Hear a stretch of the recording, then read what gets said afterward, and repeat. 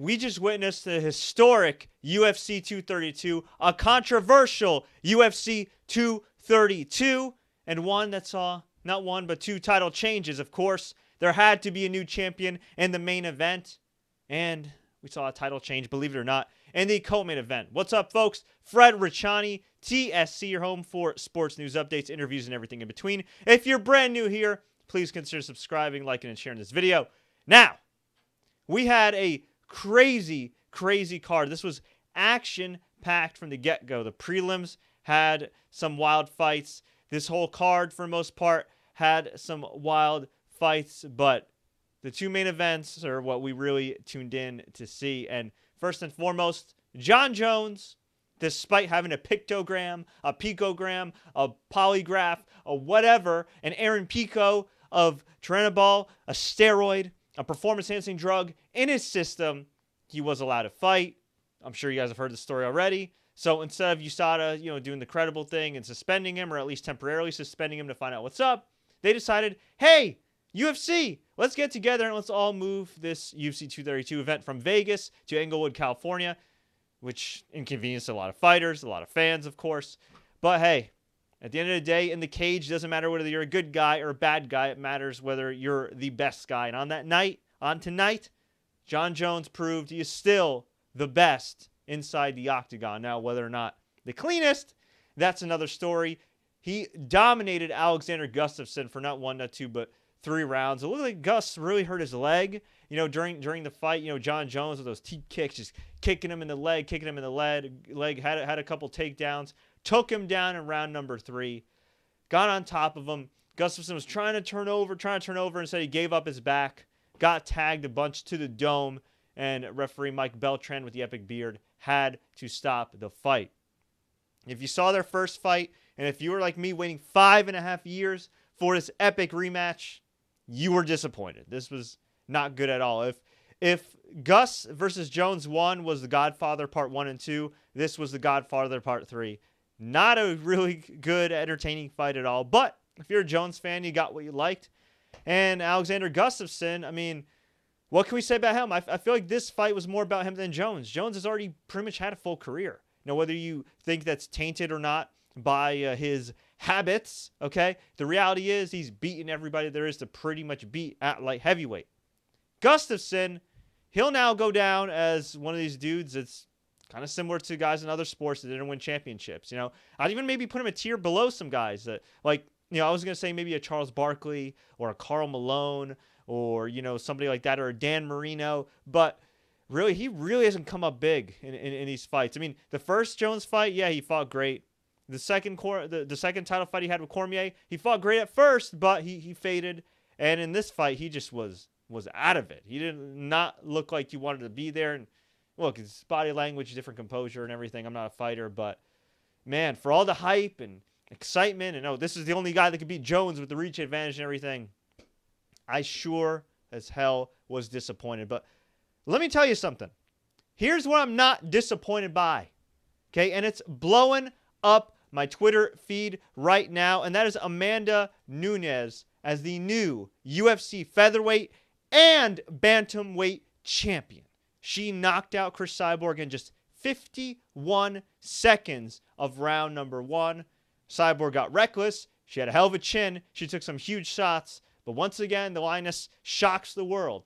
She shocked the world against Rousey. She shocked the world against Tate. She beat Shevchenko. And here she is now, the winner of arguably the women's MMA legacy fight between her and Cyborg. Cyborg, she wins this. Greatest women's MMA fighter of all time. Right up there with the all-time greats. But Amanda Nunes rewrote the history books now as the greatest women's fighter of all time. And probably a top 10, top 15 UFC fighter all time. Seriously, she's just done amazing work under the radar despite these high-profile fights.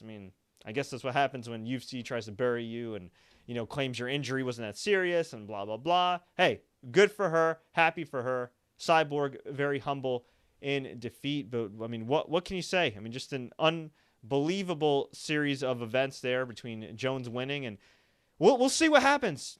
Jones won, as a lot of people expected. I think he won more dominantly than people expected. But is he going to keep the title? Who the hell knows what happens now? I mean, look, there's so many people within the UFC and USADA that are trying to insult our intelligence. Oh, it's a pictogram, or oh, it's science, or oh, it's like, stop it. So in the event Jon Jones tests positive or an abnormally for something else, are they going to strip him of the title this time? How do I know, as a consumer, as a fan, as an observer, that they're not just going to, brush it off under the wayside? I mean, after all this, they put their asses, their credibility completely on the line for this guy. They moved the venue for this guy. So if he screws up again, I can't call it anything other than karma, right? But we'll see what happens. Michael Chiesa defeated former welterweight champion Carlos Condit via Kimura. Actually, looking more like a hammerlock to me for any wrestling fans out there. 56 seconds, round number 2. Mainly domination from Chiesa, although in the first round they had a pretty great grappling exchange where Condit almost caught him with a reverse triangle. Corey Anderson defeated Ilir Latifi via unanimous decision, 29-20 across the board. This was a really good, hard-hitting fight. I mean, Corey Anderson's got a chin. Alexander Volkanovski, speaking of dudes that have chins, defeated Chad Money Mendez via TKO, battered him with punches in round number 2. This was an excellent fight. I think this probably should win Fight of the Night or Performance of the Night, whatever you want to call it. I mean, these guys brought it. As for the prelims, some notable results. Walt Harris beat Andrei Arlovsky in a split decision, boring-ass fight. Megan Anderson beat Kat Zingano, but not how you think. Via eye injury TKO in round number 1. She went for a head kick, and her big toenail went right into freaking Kat Zingano's eye. Kat immediately turned away, hoping Kat still has an eye, and I'm hoping that she's okay. It sucks for Megan Anderson. She's trying to make herself marketable, trying to get in line for that next title shot, but hey, a win's a win, I guess, right? Ryan Hall, this is a sad one. Submitted BJ Penn, 246 in round number 1, via heel hook. BJ Penn's 40. I don't know why he's still fighting. I don't know why the UFC puts him on here, and it's just a sad deal. It's just a sad deal, and I guess the good thing is BJ didn't take that much damage, right, compared to say the Edgar fight, the third Edgar fight. But I don't want to see BJ Penn fight anymore. I really don't, and I hope he doesn't. Say what you want about Bellator, and sometimes their booking is really wacky and backfires on them, like the most recent Frank Mir fight. But I feel like they're pretty good at booking legends, marketing legends, matching them up with people at their age and skill level up to this point in their careers. Case in point, Chael Sonnen and Fedor Emelianenko, and stuff like that. This, not so much. The way they've used them, the way they used Rashad Evans at the end, not a fan at all. But overall, I got to say, from an action standpoint, from a newsworthy history standpoint, a massive thumbs up show. But yeah, not going to lie, there's a part of me that feels a little, I won't say dirty, but a little conflicted enjoying this show, knowing that Tom Lawler got 2 years suspension from USADA. Josh Barnett, Junior Dos Santos, all these guys, all these girls lost countless months and years of their career going up against USADA. And look, some probably just pissed hot, and it is what it is.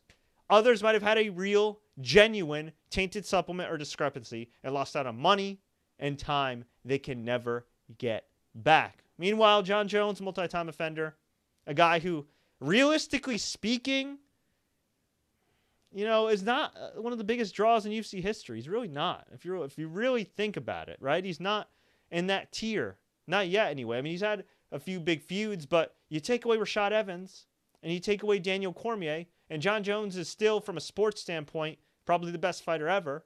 But from a money-making standpoint, results vary. But it is what it is. Folks, I want to hear from you, though. What did you think about UFC 232? Did you love it? Did you hate it? Let me know. Leave a comment below. Tweet us, Facebook us. Do what you got to do. If you enjoyed this quick recap, please like, share, take care, subscribe to the TSC podcast on Apple Podcasts, SoundCloud.com/TSC News, and on Google Play. Until next time, everybody, as always, enjoy the fights. And DC versus Jones 3, I guess it's looking like a reality.